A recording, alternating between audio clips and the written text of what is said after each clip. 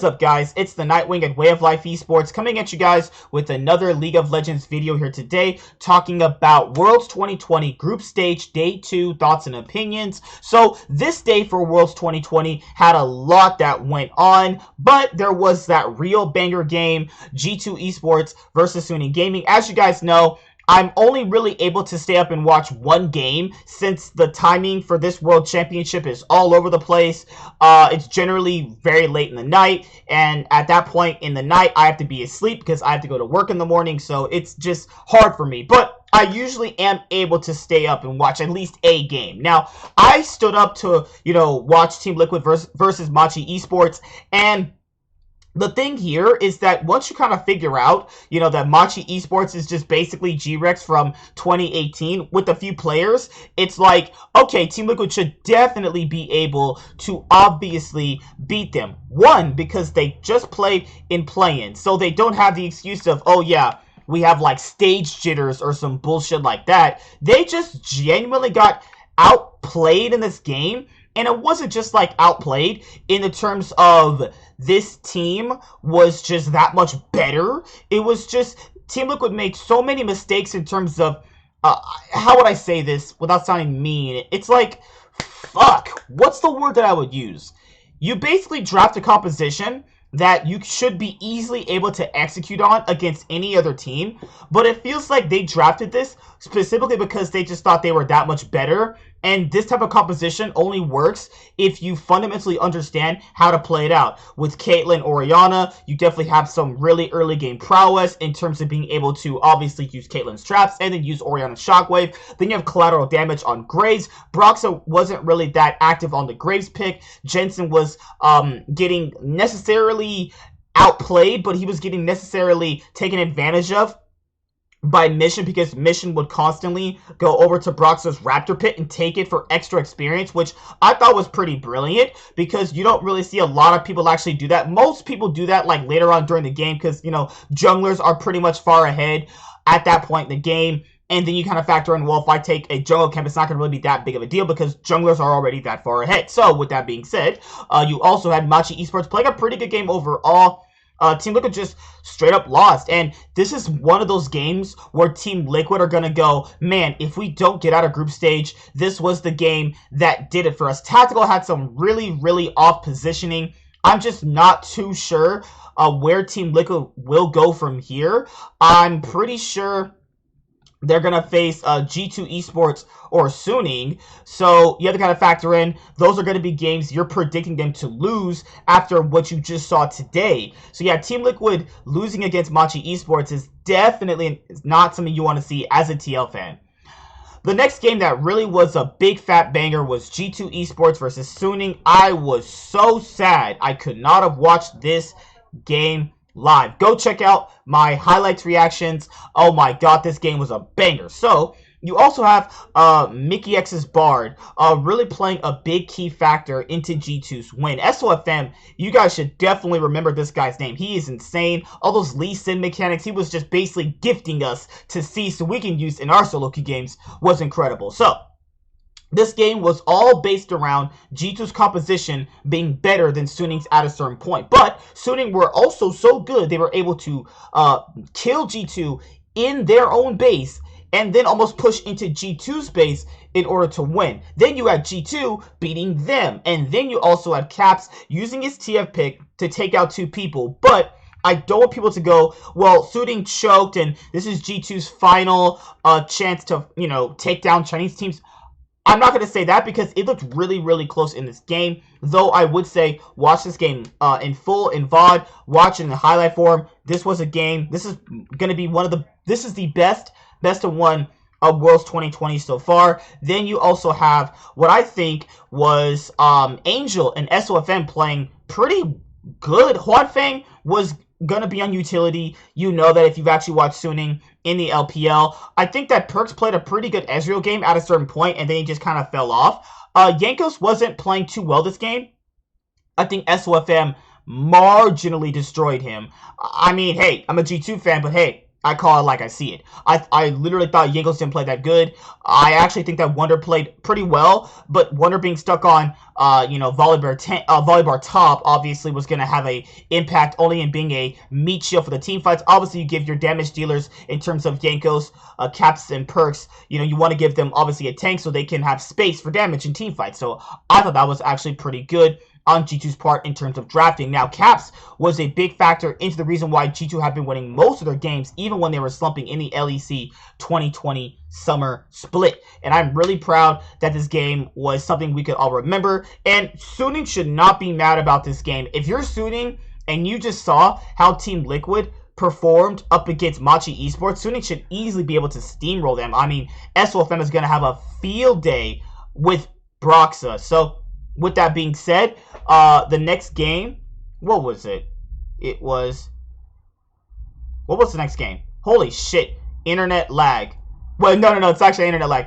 Hold on, give me 1 sec. Hey, what you doing? Relax, man. I'm just trying to grab some nuts.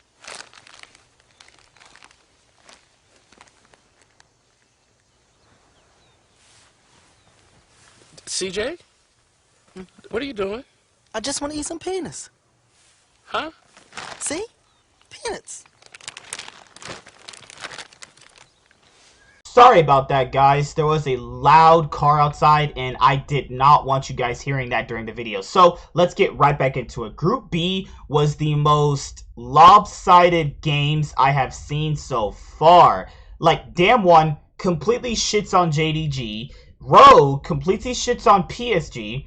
Then when Rogue faced Damwon, they are so scared of them, they don't want to do anything, take any proactive fights. They were just sitting there getting their asses handed to them. Damwon then shits on them. And then JDG is like, you know what? We're going to shit on PSG too. This group is either get shit on or do the shitting on. And I don't even understand, how Rogue or PSG are going to make it out of the group. I think when JDG faces Rogue, they're going to dismantle them.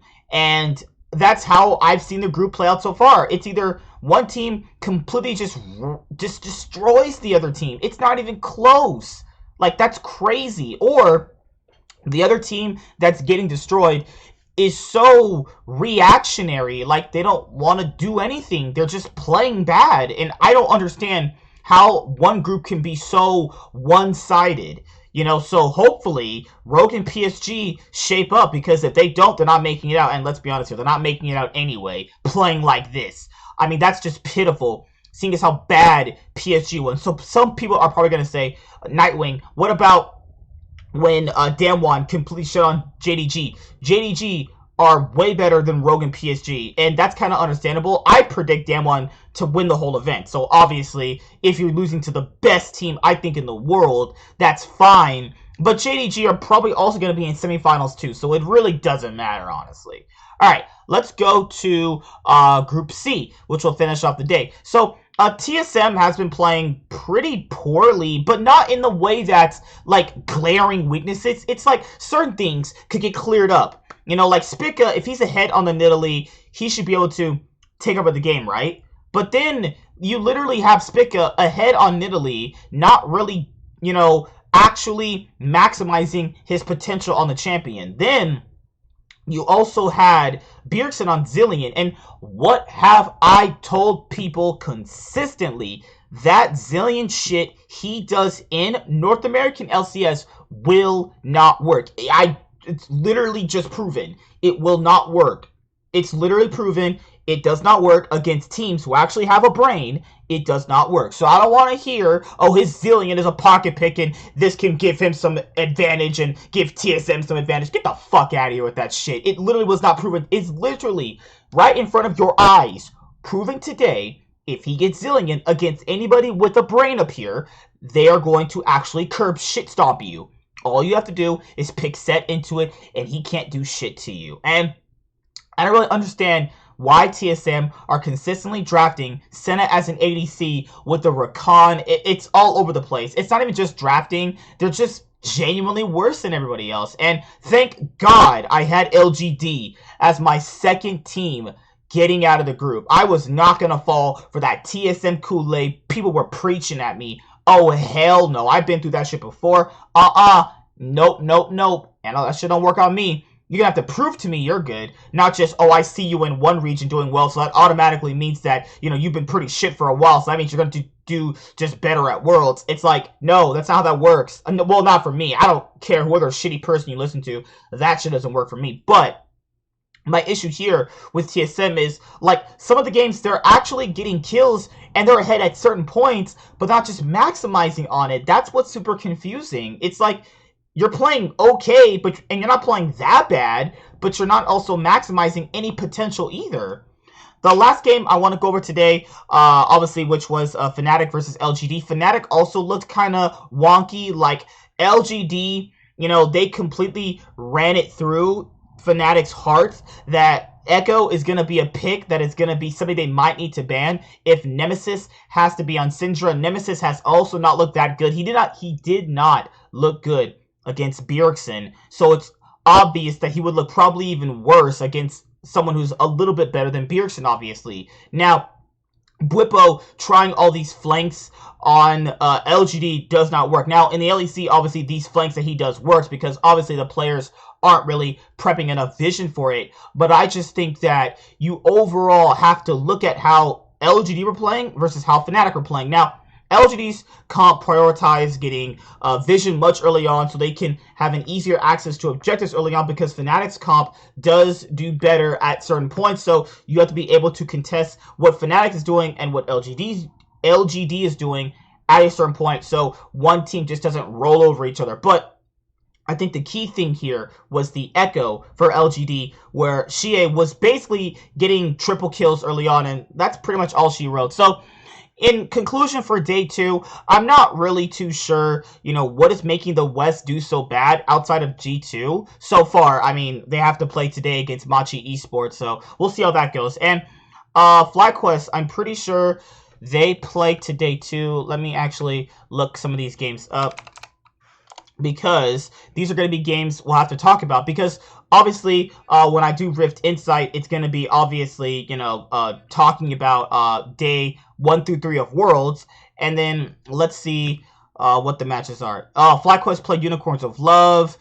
Team Liquid play Suning. Oh my god, G2 play Machi Esports. And oh, cool, NA versus EU. G2 versus Team Liquid. I don't really care about NA versus EU, but, you know, obviously I want G2 to win.